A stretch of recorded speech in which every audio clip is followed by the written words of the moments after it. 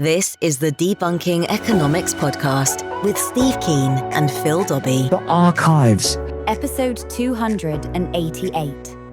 Time for a monetary reset. A society riddled with debt is a society that is reluctant or unable to spend, and a lot of that debt is now finding its way into housing with mortgages higher than ever. That's money that we're going to use to pay off our home loan that we could be using to keep the economy moving. In short, it is slowing the speed at which money circulates. So how do we fix it? The answer is to get rid of the debt. And Steve Keen has a cunning plan, a monetary reset. How would it work? We'll explore more on today's Debunking Economics podcast. I'm Phil Dobbie. Welcome along. So Steve Keen has been talking about a debt moratorium for some time now. Now it's the debt reset, but I think the idea is pretty much the same. Pay everyone money to bring down their level of debt, and so it's fair and equitable. Pay money to everybody who doesn't have debt as well. Now, we didn't have time to look at the mechanics of this when we were looking at Steve's housing policy for the New Liberals, or whatever they're now called, the NLs. I'm not sure they're allowed to be called the New Liberals, but anyway. But look, the assumption is, Steve, I'm in debt. Say I've got a housing loan of $1 million. I get $100,000 to reduce that loan, so I now owe $900,000. How does that help the economy, Steve? Well, a whole lot of ways, because what we've allowed to have happen is far too much money be created as credit-based money, and that money, rather than being used to create real resources, has been used to drive up asset prices. And so, if you look at if you look at British data, or you look at Australian data or American data, so pretty much from 1990 on, all the money that's been created by the private banking sector has been to drive up house prices. That's what it's actually done.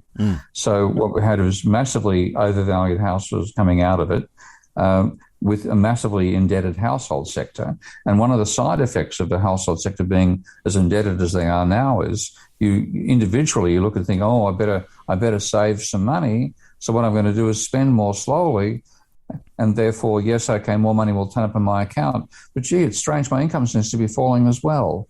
And what we're doing is actually causing, because of the high level of private debt, the response to that is to slow down how fast we spend. That reduces the velocity of circulation of money, and GDP falls as a result of us trying to save more money individually. So you've got a whole lot of traps out of this too much private debt. So that 100,000 that I've suddenly got, I mean, that should we should see the multiplier effect kick in. I spend that money on something, buying something. I pay someone. No, you for don't. That. I would have thought that would be the benefit, wouldn't it? That I've freed up some money that I can spend in the broader economy. Because one of the dangers is that if you actually did that, you look at Australia had an example of this back in the 2008 financial crisis, when I think some bastard called Steve Keen scared the Prime Minister into a huge stimulus package back so in those your days. Fault. It probably was your fault. You have a lot to answer for, don't you? Everything you're complaining about now, yes, you might be the man behind it all. Yeah, they'll come back and bit me. But anyway, the one of the things the Rudd government did in its stimulus package was give everybody, I think it was $940. It wasn't actually quite $1,000. But anybody who paid their tax return that year got effectively $1,000, but they call it a tax rebate. Now, what it meant was $1,000 in your bank account. And where did most of that money go? Flat screen TVs bought through Harvey Norman. Yeah. Okay? So people just basically went out and spent the money straight away. So the government-created money came in, and rather than reducing debt levels, people did some of that, but predominantly they used it to spend more. Now, I'm not complaining about the lack of purchases of flat screen TVs. What I'm complaining about is far too much private debt, and you want to reduce that. Right. So the idea of this monetary reset, as we're calling it, is that everybody would get an identical amount of money. The target would be, and it wouldn't be done on a single day. This is the sort of thing you do gradually, and you might test with a small amount initially to see how it works. But you give the money to everybody on an equal basis. Those who have debt, their debt has to be paid down. Those who have no debt or less debt than the amount of money that comes through the monetary reset could be required by the reset, and I'm still working out whether we do this or not, could be required to buy bonds. Government bonds. Okay, well, let's go on to that bond issue in a second. So, but the reason for bringing my debt down, presumably, okay, I mean, I can't spend 100,000, but I've got less repayments now to my bank, so I am freeing up a bit more money, which I can now spend in the economy, and hopefully I'll pay off my mortgage faster as well. So there's less money being tied up attached to that asset of my house because I'm going to pay it off that bit quicker. So that's going to help the economy grow, presumably. That does. I mean, this is when I stimulate this and using Minsky to do it, what I get is a boost to the economy because, again, what you're doing is you're creating money equally across the whole of society. And what that means is, just in a very simple little model that I've done with basically government sector, non-bank financial sector, and a non-bank economy sector of the economy, and the bank section of the economy, because the bank spends more slowly on the real economy than we ourselves do. By simply redistributing the amount of money, you actually get an increase in spending, and that's you get a necessary boost to GDP because if you're giving equal to everybody, there will be more people who are renters getting that money who'll spend it more rapidly. If the money gets redistributed, so it's more in the hand of renters than it is in landlords, then you'll get a boost to economic activity out of it. And that's what turns up in the simulations. If it was an unintended side effect, because the main thing is that let's reduce the amount of debt-based money and increase the amount of fiat-based money because it was a mistake to allow banks to create this much debt money in the first place. So this is being paid for, obviously, by the government. So the each of these 100,000, which sounds like an awful lot of money for the government to pay, and if you're not across MMT, you'd be going, oh my goodness, just think of all that government debt that would be incurred through this. But you're seeing it being covered pretty much the same way that governments have operated during the pandemic, in that they issue bonds. The intention is the RBA, or whichever country you're talking about, their central bank, buys up those bonds. It gets added to the central bank balance sheet. So it is increasing the money supply, isn't it, by going through that process? No, it's not. No, it's not. If you require people who have debt to pay their debt down, then and those who don't have debt have to buy government bonds, then that also doesn't increase the money supply. So it's possible to do a monetary reset in such a way that there's no change in the amount of money in circulation in the economy. Right. So the only people who are losing out in that scenario are the banks that have issued those mortgages, because they've all of a sudden... This is where bonds come in. And this again, once you start thinking in the accounting sense that Minsky forces me into, and that modern monetary theory is also doing the same sort of thing, you get a very different perspective on what's the role of government bonds. Because let's just take a simple example of government running a deficit. When a government runs a deficit, it puts money in people's private bank accounts, and it puts there's exactly the same number in the reserve account system that private banks have. So let's say the government runs a deficit of $1 billion, this is a small number, £1 billion, then there's £1 billion increase in people's deposit accounts, and there's £1 billion increase in the reserve assets of the banking sector. Now, when you think about it, because you and I get a benefit out of that, we get money in our pocket, we can go and spend, and what we do when spending, I put money in Phil Dobbie's account, he puts money in mine, or we both put money in Rhodes' account to buy a new microphone and a new pair of headphones. That sort of thing is a positive for the non-bank sector. But what's in it for the banks? And the answer is nothing, because reserves the increase in reserves they get out of the deficit don't earn them any income, and they can't trade reserves. So when the government says, we're now going to offer you bonds, sell bonds to the banks, through what they call the primary dealers in America, and the bank sector elsewhere, they say, well, would you like to swap that £1 billion of reserves we've created for you for £1 billion worth of bonds, which will be paying, let's say, 5% interest. Let's be realistic. Back in the old days when it actually happened, let's say 3% interest, paying 3% interest. So you're going to get $30 million a year out of them. And you can trade them, buy and sell them, and make capital gains out of them. We'll occasionally buy them off you and sell them back and so on. And every time we do that, you're going to come out ahead. So the banks say, oh, yes, please. So here's the $1 billion in reserves you've created for us. Now give us $1 billion worth of bonds and pay us 3% interest on that. So what that is doing is effectively giving the banks a 3% rate of return on the money that's created for the non-bank sector by the increase in their deposits out of the deficit. Right. So where does that 3% come on? Because this is where people go, oh, hang on a second, this is government debt that's got to be paid, and that's exactly what they're talking about. Obviously, and the thing is, if you, and I've done the modeling of this in Minsky as well, which I'll happily share for this particular podcast.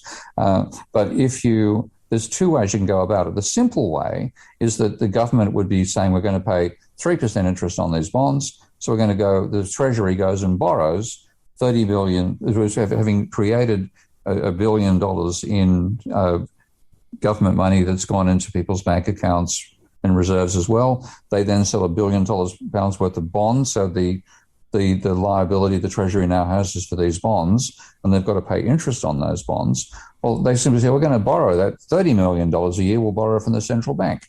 So the Treasury gets in debt to the central bank. Now, I've had people on my YouTube channel come along and challenge, neoclassical economists, of course, challenge me, say, that's not legally possible. The Treasury can't borrow from the central bank.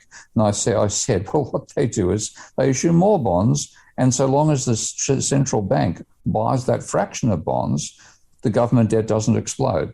So if you have a deficit of $1 billion pounds, and you then have a 3% rate of return on that, which means you've got to pay £30 million per year, then if in the buying and selling that the central bank is always doing with the banks itself or on the bond market, if the central bank buys 3% of that, so $30 million a year, then the interest doesn't compound itself and doesn't explode.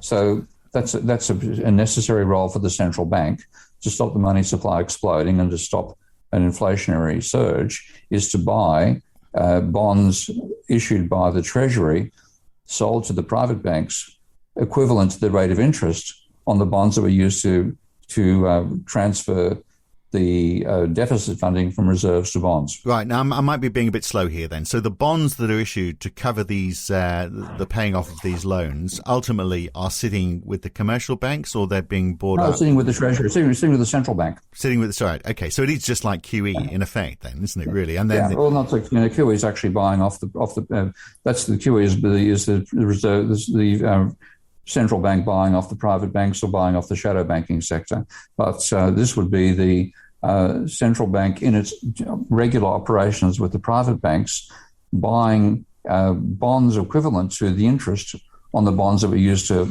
finance the deficit. Right. What's called, often with a swear word attached, monetizing of debt, which is seen as a bad thing by in some circles. But you're saying no, that should be perfectly normal behavior. But it's part of the sensible operations of a fiat monetary system. But it does keep on adding to the balance sheet of the central bank. Not that I'm saying there's necessarily anything wrong with that, but everyone gets scared if they see it going up, and everyone starts talking about the need to bring it down. Well, but that's trivial. When the QE stuff is what caused the huge increases. So QE is a totally different story. QE is what they call non-standard monetary policy. The standard monetary policy is if the central bank is buying roughly net buying over a year, bonds equivalent to the interest on the bonds that have been issued to cover the deficit for that year, then you'll get a very slow rate of increase in the balance sheet of the central bank. But that will mean that you effectively neutralize the inflationary potential of paying interest on those bonds. Mm.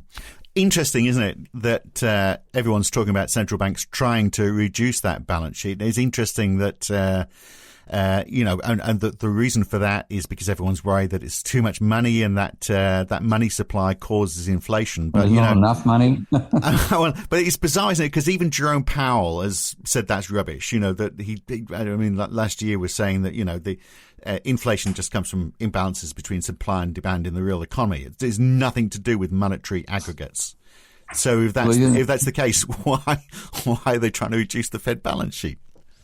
Yeah, they should just live with it. I mean, it's one of these side effects. The reason they've been forced to have this ridiculous increase in the balance sheets is being run by neoclassical economists. They didn't see a financial crisis coming. They ignored the levels of private debt, and then they got involved in trying to rescue the only way they could do, which is by injecting money into the reserve accounts of banks and then into the bank accounts of the non-bank sector when they bought bonds off non-bank financial institutions. So it's all, it's a consequence of their own bad management that QE had to happen in the first place. Let me ask you a question and then give you the answer and see if it's the right one.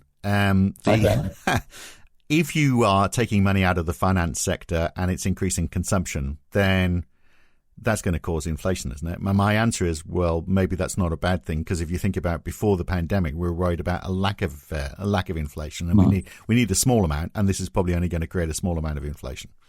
No, the QE doesn't actually have QE. Not the QE component of it. The fact that I'm paying off my loan that much faster, and so I'm starting to take money out and spend it in the real world. That's going to increase consumption. If you increase consumption, then you're going to get a bit of inflation as a consequence. Potentially, what inflation, and this is actually, if you look back at Bill Phillips's work on this front, he was focusing really on inflation being an income distribution thing. Not something driven by the amount of money being created, but being driven by a struggle over the distribution of income between workers and capitalists, and also between raw material producers and manufacturers. And if you had a booming economy, which we had back at the end of the 60s, beginning of the 70s, a booming economy, a strong and organised working class with trade unions, and mineral producers who suddenly had muscle because there was such a level of demand for oil at the time, then when they said we're not going to continue working unless you get us a 10% wage increase, and the mineral producers saying we're not going to sell you the oil unless you pay us 4 times as much per barrel, then in that situation the prices would go up, and the effect of the prices going up would be that the corporations who are paying these higher prices would extend their lines of credit to the banking sector, and that would cause the money supply to rise. So it's the reverse of the causation, where you think the money supply causes the rise in prices. It's the rise in prices causing the rise in the money supply. Now, I don't have debts. The money is given to me in bonds. So Yep. I am not offsetting a debt now. So does that make this new money? I'm trying to figure this out. No, it doesn't make it new money. It actually means that when you get the money, like everybody gets 100,000. Let's use a flat number just to make it easy, and that's not too far from what I've actually considered being necessary, because you actually are trying to reduce the level of household debt by about 100% of GDP, because taking Australia as an example, it's currently 120% of GDP, and it's 6 times what it should be. So bring it down 100% of GDP. Now, so you have 100,000 per adult. And if the adults are in debt, then they must pay their debt down. So their debt falls rather than the amount of money they've got rising. For those who aren't in debt, then they get 100,000. Now, you could require, and this is to neutralise the impact on the money supply, you could require that 100,000 be used to buy bonds off the banking sector. So the banking sector is the first purchaser of what you call monetary reset bonds. They buy them equivalent to the amount of money being created by the whole monetary reset. And then they sell the fraction of those bonds to the people who didn't have debt or didn't have as debt equivalent to the reset level. And that therefore means the money supply falls, okay? Because your deposits go down, your private holdings of bonds rise. So what you get out of it, let's say you had no debt at all, you get $100,000 worth of government bonds yielding 3%. Now, that's the start of it. You could then say, and this is also stuff I have to work out, there'd be a lot of landlords who aren't going to do very well out of this. And I'm really sorry for them. I'll happily know how to play the violin to show how sad I am. So they're going to want to sell their places, and they may well want to be selling them to people who are currently renting, because the farce of the last 40 years is all these government schemes to promote home ownership have reduced home ownership, increased people on renting, locked out the youth. So the idea is to make it possible for the youth to get back into the market, and these bonds might well be the way to do that, because there'll be a lot of landlords who aren't going to make capital gain anymore. They're going to have to liquidate their houses, and they might want to sell them to renters. Yeah, I don't think it's just those schemes, is it? I mean, house prices around the world, without the government helping, seem to be on the increase anyway, don't they? Because asset prices are rising as people look for places to put their money. But if let's take it through the step by step then, just so we're all clear. I don't have a debt. So the government has got $100,000, which is earmarked for me. It's issued that, and it's been issued as bonds, which banks buy up. Now the banks aren't they? You're saying they transfer the money from the reserves to buy those bonds. So they're transferring reserves money for bonds. The bank can't then sell me the bonds, can they? Because that's yes, they can. Yes, they can, and they do all the time. But that's dipping money out. That's taking money out of their reserves. I thought they weren't able to do that. No, they're not taking out of reserves. If the government sells bonds to individuals, then the bond holdings of the banks go down, the reserve holdings go up. Right. Okay. So if the banks have bought bonds off the government, so they've got treasury bonds, which is sitting as an asset in the banking sector, and they sell those bonds to the public. Oh, then you get the cash. And the cash goes back into Then if the bonds fall, then so do the deposits. All right. Okay. Yeah. Okay. So it's the same thing as paying debt down. So there's no change in the reserves in that situation. There is a fall in the ownership of bonds by the banking sector, and there's a fall in the deposit liabilities the banking sector has towards the public. Right. Makes sense. It's complicated, isn't it? But this is why I built Minsky, because I couldn't work this up out of my head without having Minsky as a guide. And that's why I'm for Christ's sake, I want more non-orthodox economists to download it and start using it, because everything you verbalize in modern monetary theory, you can explain using Minsky, and the logic is far clearer. Now, I've got bonds now. I didn't have debts. Now I'm holding government bonds. So I'm getting paid interest on those bonds. It's almost like a reverse tax, isn't it, from the government? You haven't got a housing loan, so we're actually going to pay you money rather than tax you. But where's that money coming from to pay for that interest on those? Well, again, that comes from the Treasury. It comes from the Treasury, and then they monetize it by having it covered by bonds which are bought by the central bank. The central bank buys the bonds equivalent to that off the private banks, because they're required to, because the central bank can't lend directly to the Treasury. Then it's got to be this roundabout route that has exactly the same outcome as if the Treasury was borrowing off the central bank. And of course, since the Treasury owns the central bank, you can borrow off as much as they like and pay zero interest on it. So you've said in your paper, which is a heavy read for the average Australian voter, I might suggest. But you list the benefits: a dramatic and necessary fall in the indebtedness of the Australian public, well, because they're going to owe 100,000 less. And the benefits of that are just that they are going to be in a position to spend more at some point. Give me again, because everyone seems to be getting by, don't they? I mean, even though we are heavily indebted, all around the world we're heavily indebted, and yet there were some figures I saw for the UK, actually, which I was going to use on the podcast last week, which I didn't. So let me just find it. The proportion of people who I can't find it in a hurry, but basically the proportion of people who felt like they, even though the level of debt has gone up, here we are. The proportion of people who say that they have a heavy burden of financial debt in the UK has fallen from 20% of households in 2010 to 14% by 2020.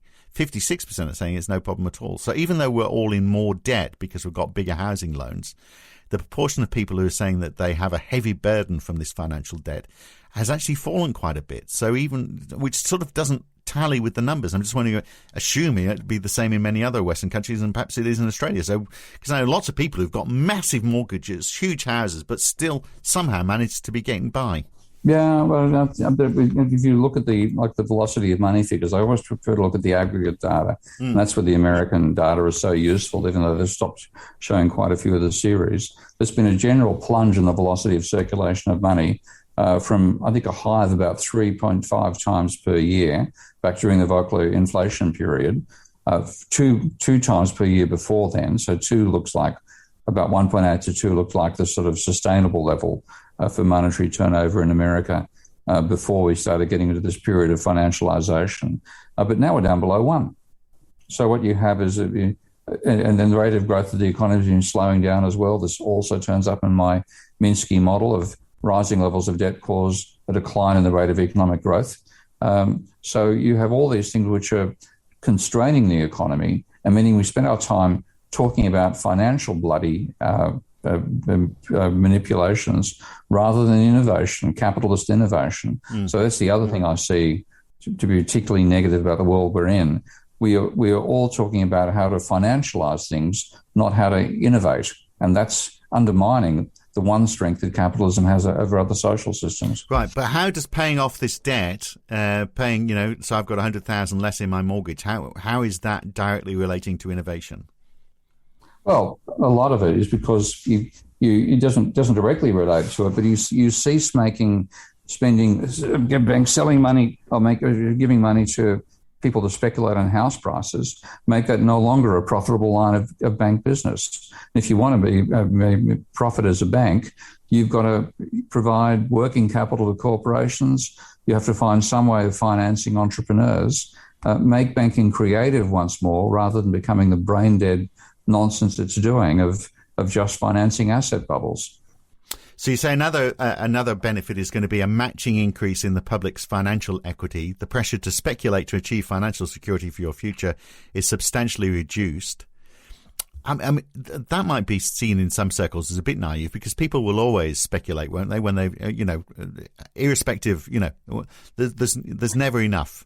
People will. Well, no, like if you look at the 50s and 60s, I mean, people were doing it slowly in the 50s and 60s, but the real speculation was really pushed by the financial sector onto the rest of the economy. Because if you have a substantial amount of money coming in for your income alone, if you have the government spending, creating more aggregate savings for you over time, so your bank account is rising, you're not feeling vulnerable. You don't think, oh God, I've got to find some way to get an extra gain. I might go and buy that non-financial asset and see if its price rises and then lever myself up. This whole speculative mindset has really only started coming in since the 1970s. It's not something that was commonplace in the household sector before we went to this period of neoliberal dominance of the economic policy and letting the banks do what they damn well like.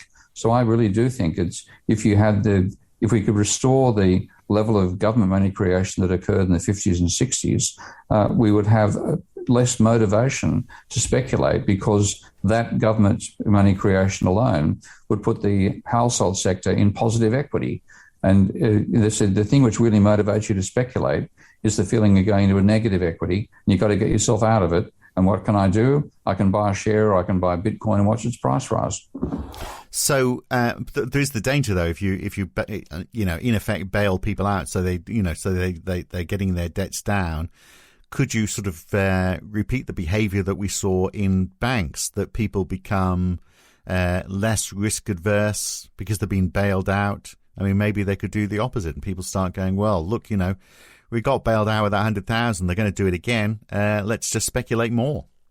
Well, that's one reason why I want to cut out the growth of asset prices that comes out of rising debt levels.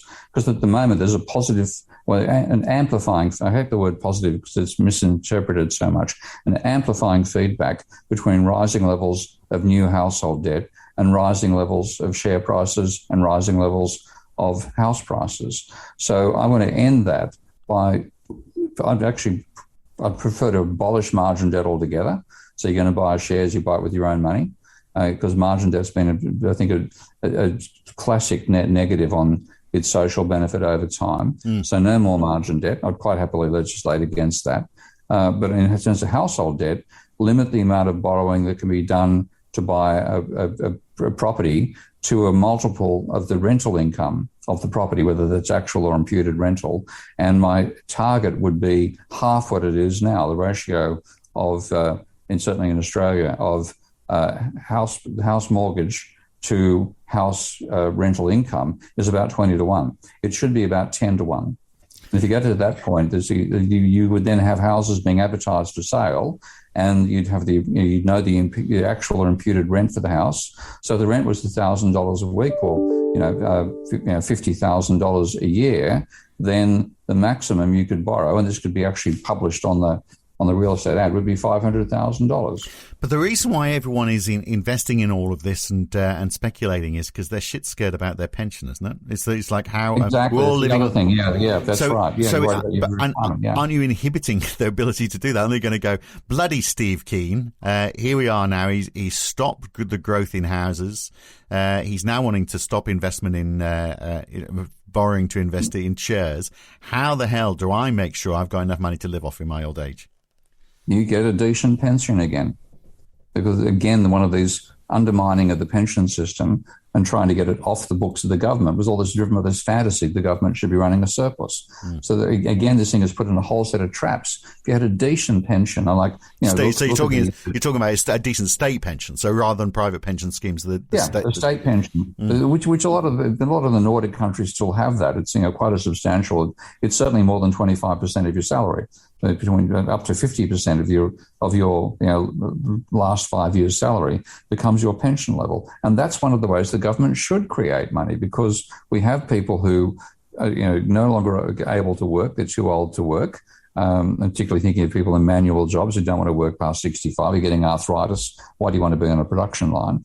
At that age, the state should then say, okay, we're going to provide a decent standard of living for you. You won't not the same as you got paid for a wage, but you haven't got the costs of going out to get labour working either. You would have saved some money over the previous 40 years of your working life. Here's a pension worth, say, half what your, say, a minimum level, so you don't get caught up in poverty traps because you're in a low-wage situation to begin with. So some minimal standard of living, and then with some rising amount if you're a higher wage earner during your working life. And that's the state creating money, because these people simply can't work anymore. We shouldn't require them to work.